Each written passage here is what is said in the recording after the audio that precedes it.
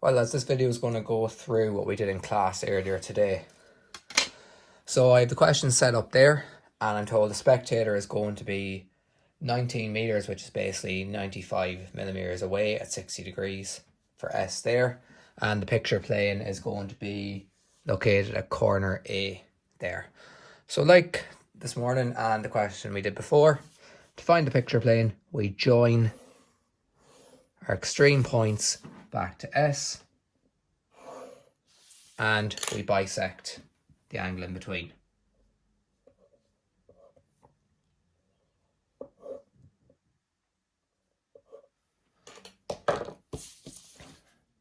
And the bisected angle is this line here.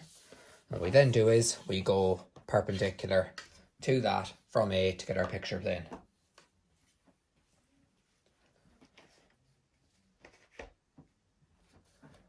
Just get my 45.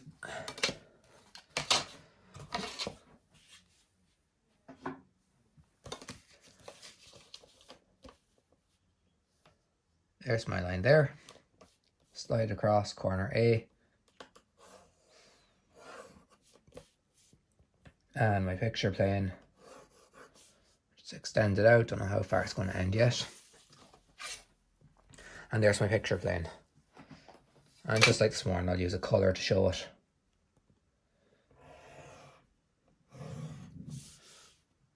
Just extend it a little bit more just to make sure.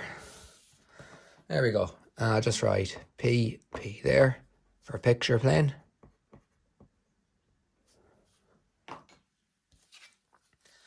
And the next thing I need to do is get my vanishing points, where they're going to hit on the actual picture plane. So in order to do that, I need to go from S parallel to the extreme edges. So extreme side is here, extreme side is here. So I go parallel to those. So that's going 30 degrees that way. So 30 degrees out here gives me that point there. And when I go 60 degrees out here, I get this point here. So you can see very simply, they're parallel and they're parallel. After that then I'm going to get my ground line. So to get my ground line, I need to go perpendicular to my picture plane, a set distance. Oh, sorry, it can be any distance, doesn't have to be a set one. And I'm going to take that from my vanishing points. So from here, what I'll do is extend that out. And I want it below my spectator, low enough that doesn't interfere with this part of the drawing here. Otherwise it looks a bit messy. And from here as well.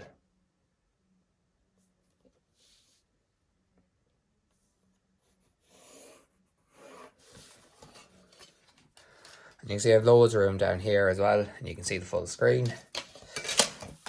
And what I'll do is I'll just set my picture plane, or sorry, my ground line to go, say about here. I should have plenty of room there for that. And just extend that the rest of the way.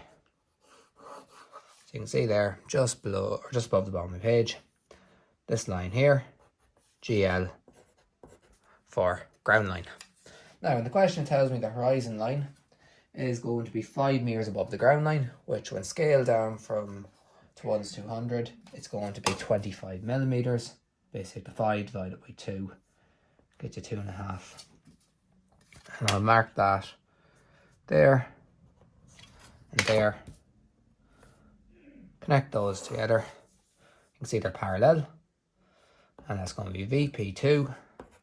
VP1, and I'll just write HL there, show horizon line. And that's the question set up.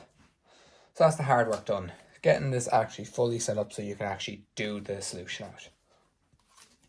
Now the next part, I need to start off with corner A. Corner A is touching the picture plane, therefore any height taken from there is going to be a true height. So I can see the first height of my building is given to me as 6 meters, which is going to be 30 millimeters.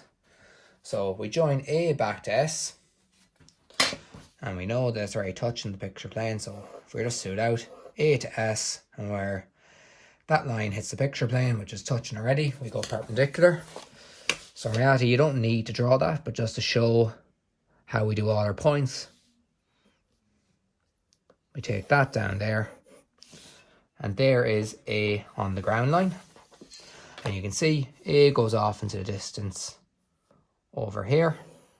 And what I'm going to do is I'm going to focus first of all on, just like in class earlier on, I'm going to focus on this L shape here. I won't worry about anything else. I'll get that 2D surface there, and then we'll work on completing the left hand side of the building before moving to the right hand side. So the height is going to be 30 mil. It's a true height because it's touching off the picture plane. So there's my 30 mil. I can join that back to my vanishing point there. And how far back does that go? There's my distance back there for the ground. Join it back, which I already did. And where it hits the picture plane gives me my new width.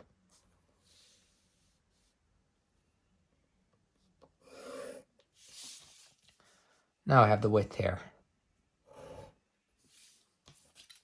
And my first height up to 6 is there. This will go further up for the chimney, but for now that's the height I actually have. The next thing I need to do is I need to take my height for the chimney. So I can see in the question the chimney is up, the total height which we're given is 6 meters plus 5 meters, so I need to add on our 25 mil onto that. And what I'm going to do is, the ridge is also the same height, so I can imagine if I move this point on the ridge out to the picture plane, that could then be a true height. Take it down and I can apply it to here. If I measured the 25 mil from here, that wouldn't be correct because this point is not touching the picture plane. The only way I can do it is if I extended it out there, which I'm going to do later on at the end of the question, show you a second way of doing it, and taking that down and applying the height. So what I can do is I can extend it out here, imagine that, take it down and add it up there, because when I join this back, you can see that the further back it goes, it's going into perspective, it's getting smaller and smaller and smaller. And now I can apply this as my correct height. So you can see if I measure just from here 25 mil, look at the difference in height. It wouldn't be in perspective then as a result. So we disregard that. We can only take it from where a true height can be found. So we extended it back to A to get the true height up to there, and then brought it back into perspective. So that's there for the actual roof. Or sorry, for the chimney top. Chimney top is this width here. To find that width in perspective, join it back to S, and where it hits the picture plane, that goes down there, and now I have the width of my chimney in perspective. That drops down to my 30 mil height.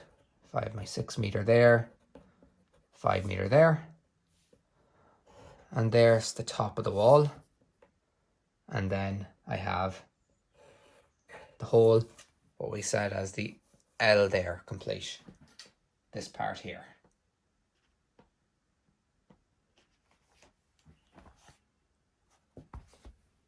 There's that L I have now. So that's that section complete. Now I'm going to focus on getting the rest of the section complete on the left. So I'm breaking into parts. It's the easy way to do perspective. Break everything into parts, manageable chunks, and you go from each one to the next. So after that then, what I'm going to do is, I'm going to start doing the little part here, where it goes across up to the top of the ridge and connecting back down. So I can see here, everything here is vanishing off to the right. Because these lines are both parallel, I can join this line here back to VP2. If that line wasn't going, say that line was connecting out to here somewhere and it wasn't parallel to the extreme edge, because remember the extreme edge is how I get my vanishing point, I'd have to figure it out and join it back. But because they're parallel, they both go back to the vanishing point. So that goes back there. There's my width. Connect it back to S. Same thing over and over again. Take that down. There's the new width of my wall there. And then what I need to do is my top point here, because it's going off into the distance, I need to join it back to here to see the new height. I can't just apply this height over here. If we look, the ridge on the roof there at that point is not touching the picture plane, so I can't take that height across. So you can see it's getting smaller and smaller as it goes back. And then what I can do is I can connect that to that and then close it off here. And just so you can see what I've now completed, I now have that section there complete. What I can do now is, for this line here, I can join that back lightly. I don't know where it's going to stop yet, because I have to figure out that section there of the chimney. So I'll join it back for now. And the next thing I need to do is draw the actual chimney.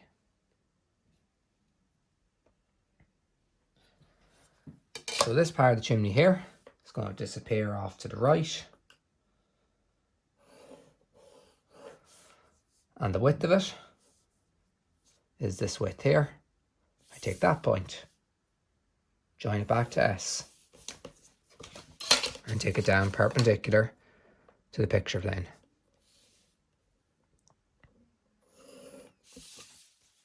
I get that width there. And now I need to find out is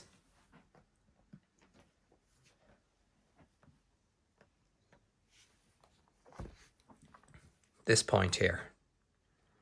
I have my vertical line, but I don't know where it's going to stop. The only way I can figure out where it's going to stop is if I extend this line out, which is going to be the same on that surface there. If you see that point there, that's that line. If I extend this out, you can imagine me extending it out to here. That would tell me on this side here of the roofing plan where it's going to stop. So if I extend that out, I'll be able to find that point in my perspective. If I extend this out here, join it back, I'll be able to figure out where it hits the roof there, for example at that point, then join it back, and then know where to stop as a result. So that's what I need to do to figure out that. So I have my line there, back to the spectator, and then take that one back down. Stops here, join it back to the vanishing point, and there is where it stops. Connect that to there, that to there, and now I can draw my line heavy across there. Now that's that side complete. The next side I need to complete is this section here on the opposite side of the roof. You can see that this line here, which is this one, that continues on out a certain distance. So I can extend this line on to continue a certain distance.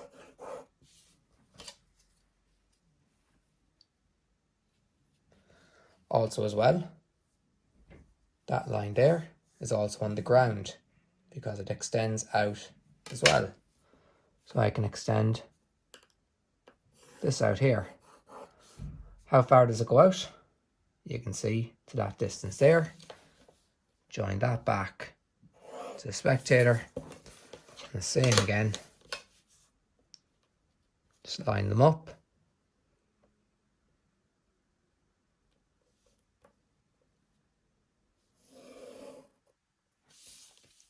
and then I get that distance there as a result. And then that next to there. And now I have that side of the building complete. Just going back to my picture. That part there is this part here. Last part I need to do is the part to the right that's going at the back.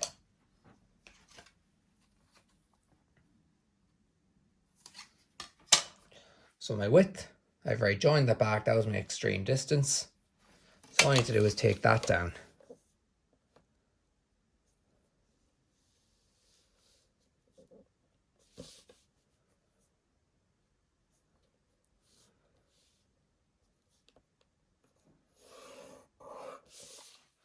There's my width there.